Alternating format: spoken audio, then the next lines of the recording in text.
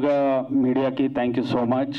ఎందుకంటే హీరో లేరు, హీరోయిన్ లేరు, అయినా వచ్చారు ఫిలిం ప్రమోట్ చేయడానికి. So only technicians in the director Shivaprasad garu, Rahul garu, నేను అండ్ ఎడిటర్.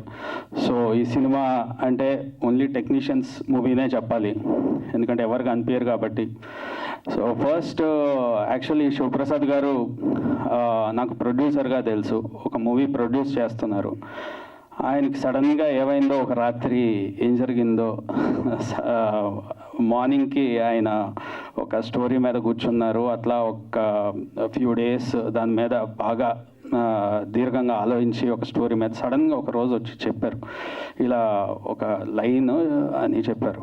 సో నేను సరే ఎవరో ఒక డైరెక్టర్ కథ చెప్పారేమో, ఈయన ప్రొడ్యూసర్ కదా అనుకుంటూ విన్నా. కరెక్ట్ ఒక 20 minutesలో ఒక లైన్ చెప్పారు ముందు. విన్న తర్వాత బాగుంది సార్, ఇది నిజంగా కాన్సెప్ట్ బాగుంది అన్నాను. అయిపోయింది. దాని తర్వాత చెప్పారు ఇట్లా నేనే డైరెక్ట్ చేస్తున్నాను. సో అదొక సర్ప్రైజ్.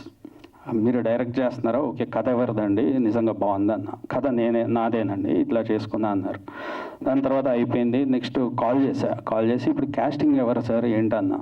క్యాస్టింగ్ ఎవరు కనిపించరు అన్నారు. అర్థం కాల, ఎవరు కనిపించకపోవడం ఏంటి, కాన్సెప్ట్ బాగుంది కదా, స్టోరీ బాగుంది, ఎవరు కనిపించకపోవడం ఏంటి అనుకున్నా.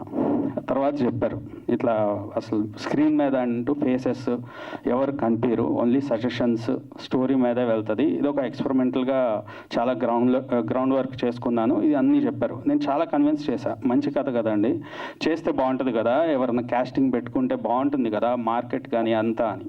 బట్ ఎంత స్ట్రాంగ్గా ఉన్నారంటే నన్ను కూడా కన్విన్స్ చేశారు. అట్ ద సేమ్ టైం నేను ఏం తీస్తున్నారో ఏంటో, అసలు వచ్చిన తర్వాత మనం ఏం టేబుల్ కుర్చీలు ఇవే చూస్తామేమో అట్లా అనుకున్నా. బట్ ఎంత ఇంటెన్సిటీగా, విజువల్ రిచ్నెస్ కానీ అన్నీ ఎంత బాగున్నాయి అంటే ఆర్ఆర్కి వచ్చినప్పుడు ఐ ఫెల్ట్ వెరీ గుడ్. ఇది ఒక ఛాలెంజింగ్ ఫిల్మ్ మనం చేస్తున్నాము first time.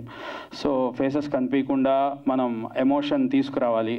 Let it be fear, comedy or horror intensity కానీ.